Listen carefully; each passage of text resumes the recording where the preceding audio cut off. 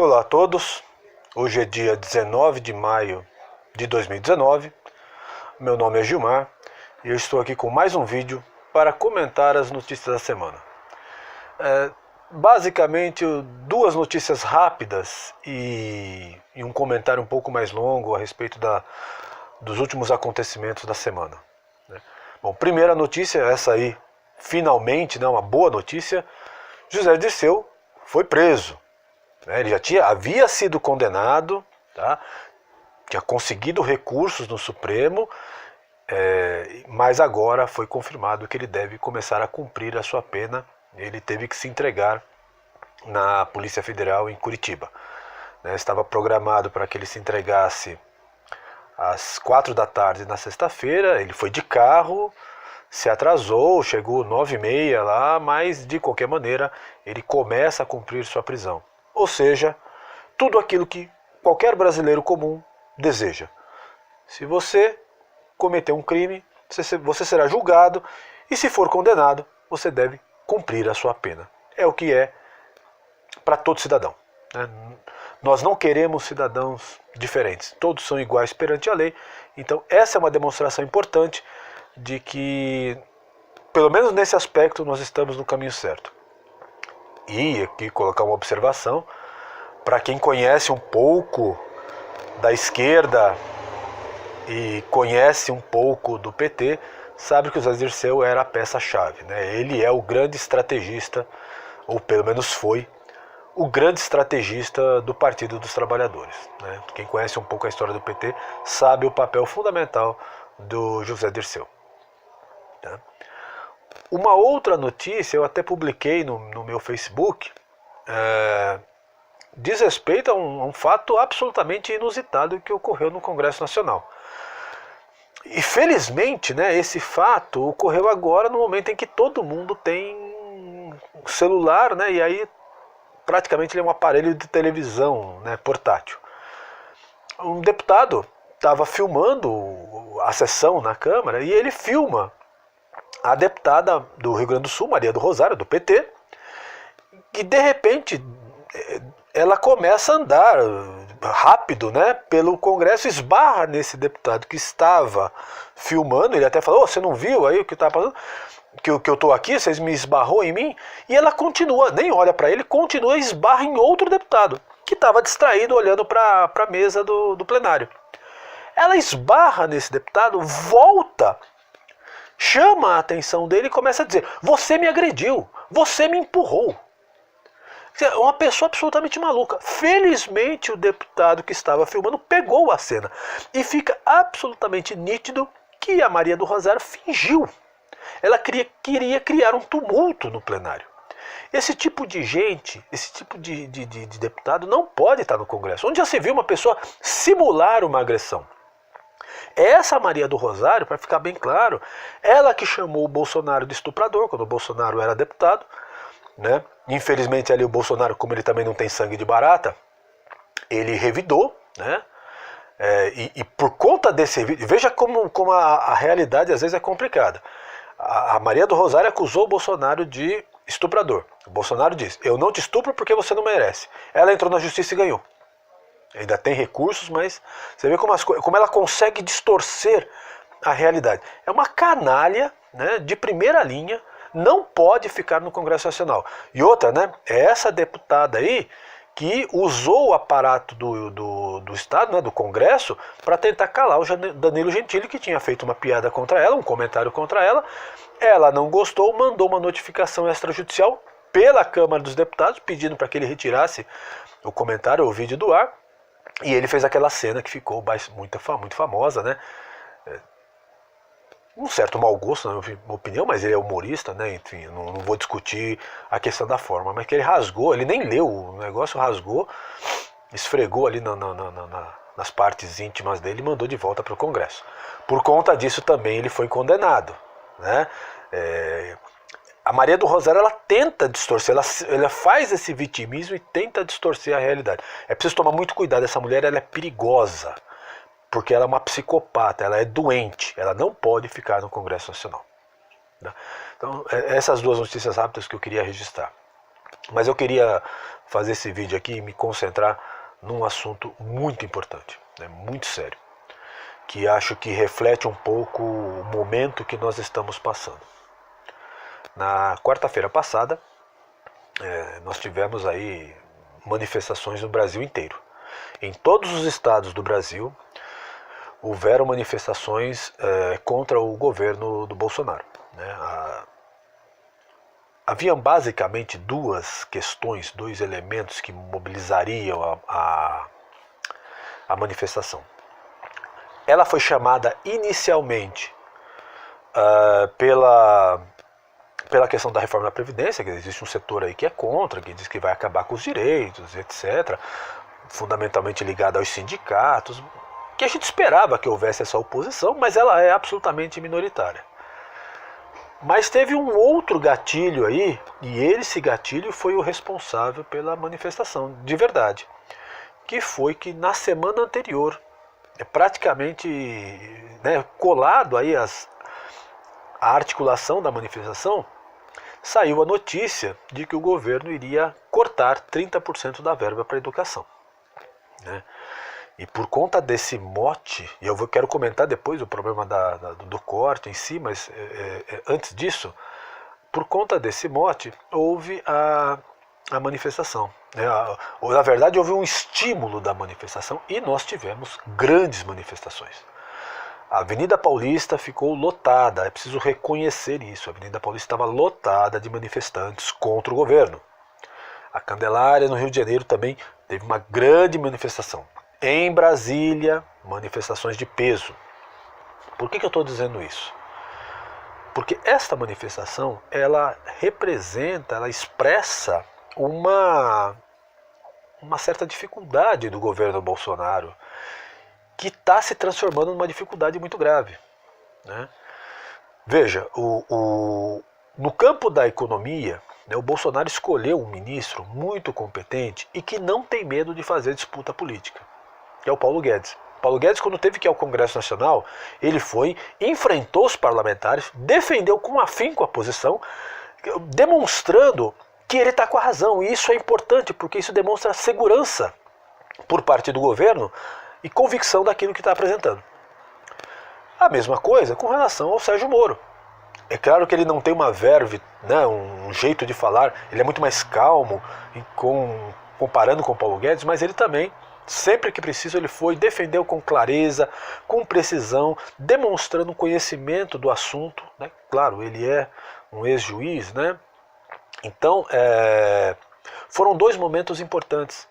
A ministra da Agricultura, você não vê ela na imprensa, você não vê ela fazendo divulgação no Twitter, você não vê ela falando coisas que depois precisa se explicar, mas ela está viajando, está agindo em busca de novos mercados para a nossa agricultura. Então você tem alguns ministros que realmente têm um projeto claro, que estão trabalhando. Mas infelizmente não é assim todo o ministério. E eu acho que o nosso calcanhar de Aquiles está sendo o Ministério da Educação. E por que eu estou dizendo isso? Porque, primeiro, nós tivemos um ministro lá, eu nem lembro o nome dele, que era um nome difícil de decorar, que foi indicado pelo Olavo, depois não era mais do grupo do Olavo e começou a fazer um monte de bobagem, né, pedindo para filmarem as crianças cantando hino, aí depois fala, não pode filmar porque tem o ECA, não sei o que, coisa e tal.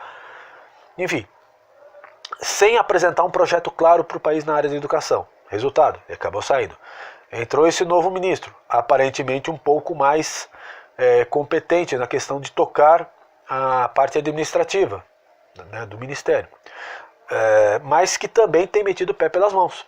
Então, primeira coisa, aí você pega o ministro da Educação e declara, não, porque nós vamos cortar verba das escolas que fazem balbúrdia, das universidades que fazem balbúrdia. Quer dizer, você está criando um conflito absolutamente desnecessário, né? Nós vamos cortar verba das áreas de humanas e destacá-las, né? Mudá-las para a área de exatas, áreas que dão mais produtividade, ou de medicina, etc. Primeiro que ele não pode fazer isso. né? Teria que mudar a legislação porque as universidades são autarquias, elas têm autonomia administrativa. Segundo, que você cria um conflito desnecessário. Ora, o problema do Brasil não é a existência da área de humanas. É claro que ali, pela própria natureza da área, existe de fato, e nós temos que reconhecer isso, uma preponderância, ou preponderância seria até um elogio, é um domínio efetivo da esquerda nessas áreas. Mas não é assim que você combate, então eu vou eliminar. Não, até porque, se você for pegar a área de humanas, ela é responsável, ou deveria ser responsável, pela formação de professores de 50% do currículo da educação básica, que é história, geografia, sociologia, português, inglês, filosofia, etc. Né? Então é absolutamente desnecessário. Primeiro que ele não pode fazer isso, a lei não permite. Né? O Estado ele tem que ser baseado na lei, e se a lei não permite, ele não pode fazer. Segundo, criou uma antipatia logo de cara com um setor importante da universidade. Né?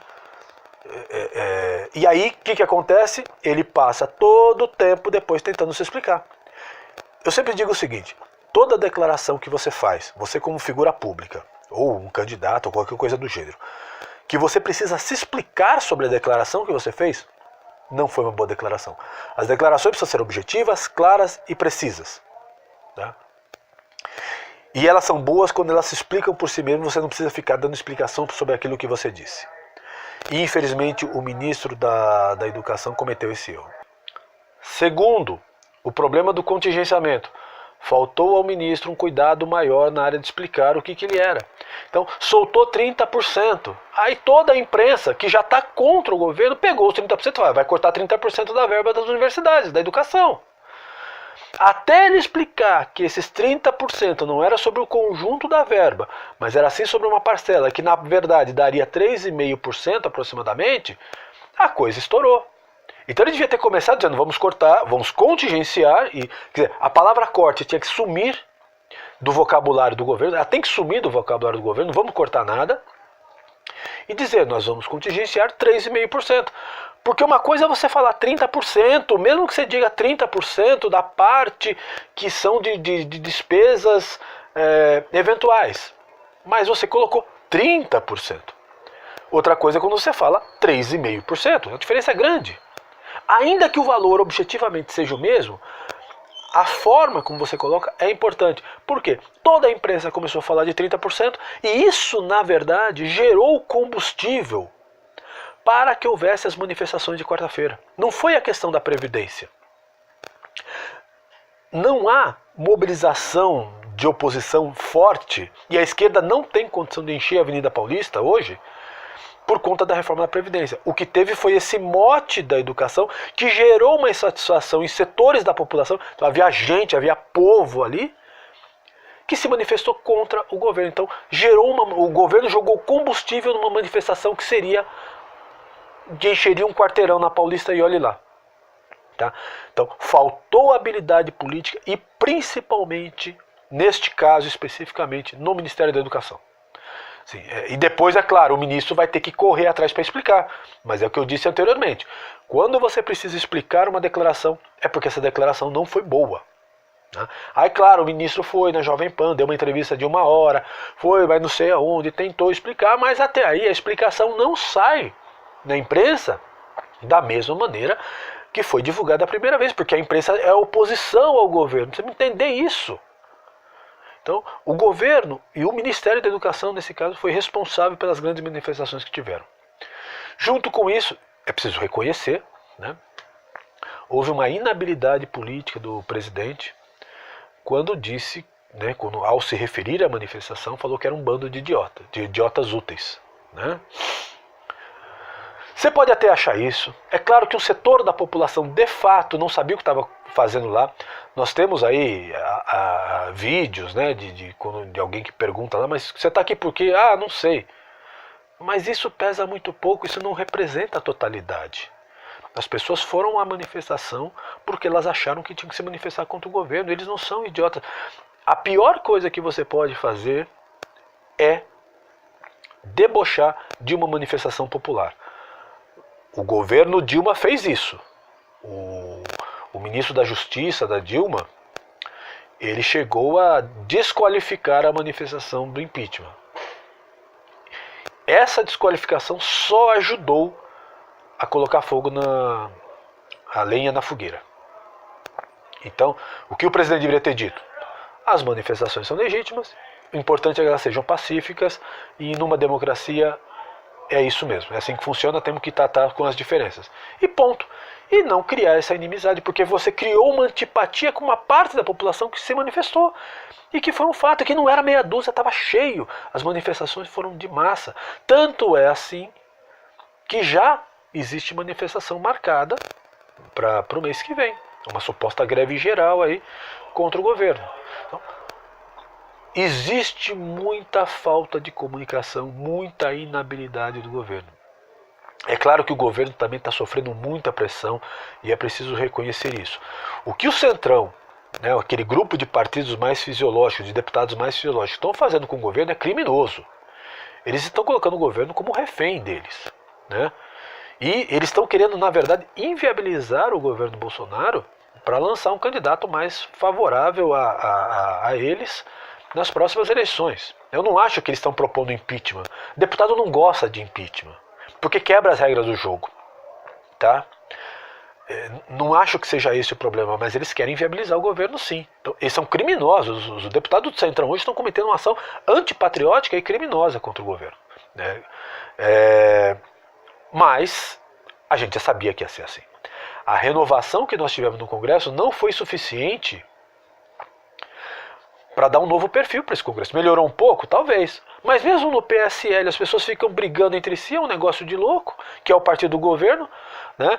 Então o Major Olímpio e o deputado Eduardo Bolsonaro fizeram uma reunião com o Datena, porque eles estão tentando articular a vinda do Datena para o PSL para que ele seja o candidato à Prefeitura de São Paulo. É legítimo, é uma articulação partidária. Aí vem o Alexandre Frota e publicamente faz a crítica. O Alexandre Frota pode discordar do Datena ser candidato, mas faça a discussão interna. Liga pro cara e fala, pô, vocês não me chamaram, pô, consulta a gente aí e tal. Até porque, como eu já falei no vídeo anterior, o Alexandre Frota tem tido uma postura positiva em relação à defesa das pautas do governo no plenário. Agora, ontem mesmo, uma troca de farpas aí enorme entre a Joyce Hasselmann e a Bia Kiss. Vocês têm divergências? Internamente, conversa uma com a outra. Agora vai tudo pro Twitter, isso vira um inferno. Então nós já temos problemas internos. E agora a gente sofre a chantagem do Centrão. E o Centrão é o quê? Que está sendo articulado todo pelo César Maia. Tá? E que está fazendo uma chantagem com o governo, tentando inviabilizar o governo. Até nas coisas mais simples. Os caras não querem aprovar a MP, a medida provisória da reforma administrativa.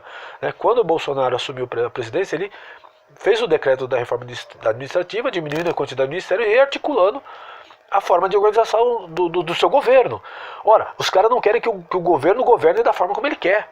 Eles, né, o COAF não tem que ir, não tem que ficar com o Moro, tem que ficar com o Ministério da Justiça. Esse não é o problema. Isso é medida de força para colocar o governo encurralado.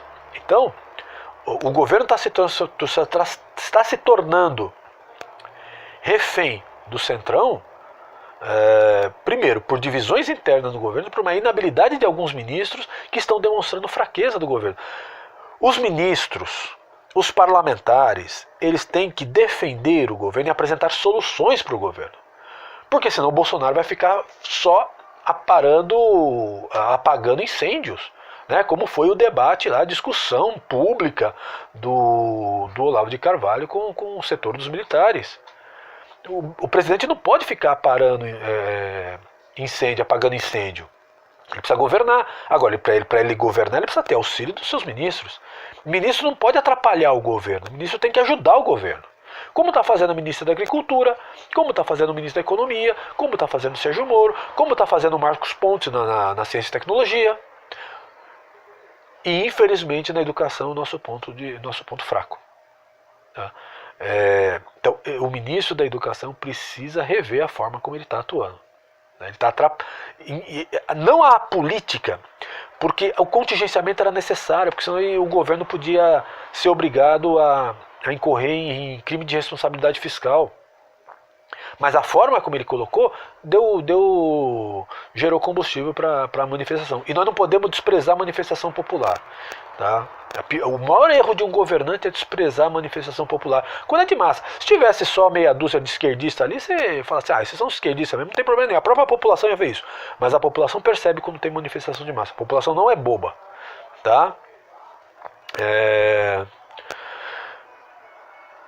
Bom, qual é a resposta que o governo está dando a isso? Então, primeiro, uma resposta errada, tentando desqualificar a manifestação. Segundo, ainda não está claro quem que está convocando, mas, por exemplo, já vi o Major Olímpio fazendo um chamado, que no próximo dia 26, né, está se articulando manifestações favoráveis ao governo. Eu tenho muita dúvida se é a medida correta. Eu acho que devia deixar esfriar, o governo devia apresentar uma pauta positiva para esvaziar as manifestações contrárias. Tentar explicar melhor a questão do contingenciamento, colocar em gráfico, etc., para tentar esvaziar. Né? Mas está chamado. Eu acho pouco provável que essas manifestações sejam maiores que as manifestações contra. E isso é um problema, isso pode desmoralizar mais ainda o governo. Então, claro, ela foi chamada, eu irei, né? Eu sou um defensor do governo, eu votei no governo, quero que ele dê certo, mas eu acho que foi precipitado. Tá? Tanto é que vários setores que estiveram a favor do impeachment na eleição no passado não assumiram, né? Que também não são lá flor que se cheire não, né? O do MBL aí, a gente precisa tomar muito cuidado com esse grupo aí, que eles se colocam com uma posição e agora como eles estão aí, eles querem se colocar como independente e tal. Bom, então não é um setor que a gente deva confiar muito. De qualquer maneira, as manifestações estão convocadas para a semana que vem, para o domingo. E vamos ver o que acontece. Agora, independente da quantidade de pessoas na manifestação, se ela será maior ou menor, ou igual, ou minúscula, sabe-se lá o que vai acontecer, o fato é que o governo precisa melhorar a sua comunicação, precisa ter ministros que deem soluções. Até agora, por exemplo, o ministro da Educação não apresentou um projeto de educação para o país. Isso que ele precisa fazer. Nós queremos chegar a isto aqui. Vamos dar esse espaço, vamos encaminhar tais projetos para o Congresso. Isso que tem que fazer para colocar uma pauta positiva e não ficar tentando apagar incêndio. Tá? Não tentando explicar declarações desencontradas. Tá certo? Então, a situação do governo é complicada hoje. É claro que tem muita gente dizendo o governo acabou, isso é uma bobagem. Né? Nós temos aí ainda 3 anos e meio de governo. Tá? O Bolsonaro tem todas as condições de reverter esse quadro e fazer um governo extremamente positivo. Lembrando que a situação é difícil. Se vocês lerem os noticiários sobre a questão da economia, a nossa economia está patinando. Pode ser que inclusive ela volte à recessão.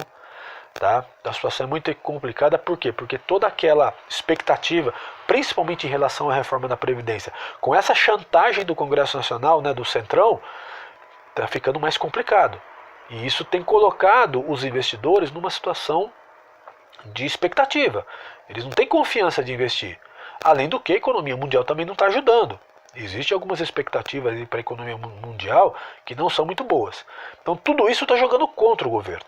Então são problemas internos e problemas externos também. Mas eu tenho absoluta confiança que o Bolsonaro tem condições de superar essa dificuldade e fazer um ótimo governo para o Brasil com todas as dificuldades e com todos os problemas que ele está enfrentando. Tá? E que são muitos. Né? A gente fica até assim... sem saber exatamente como está se sentindo o Bolsonaro, né? Porque a vida de um presidente da República não deve ser muito fácil realmente, principalmente quando numa situação de crise econômica, né, de crise política, e de um governo que às vezes tem pessoas que mais atrapalham do que ajudam. Tá? Acho que precisaria fazer um pacto entre os apoiadores do governo, entre os membros do governo, os ministros, os parlamentares, no sentido de criar pautas positivas e fazer de tudo para blindar o governo e ajudar o Bolsonaro a governar. Porque tem muita gente aí que está mais preocupada em se projetar politicamente do que fazer com que esse governo dê certo, infelizmente. Bom, o vídeo acabou ficando muito longo, tá? Vou ficando por aqui. Nos vemos no próximo vídeo. Se vocês gostarem, deixem um like, compartilhem o vídeo. E nos vemos até o próximo vídeo. Um forte abraço a todos e até mais.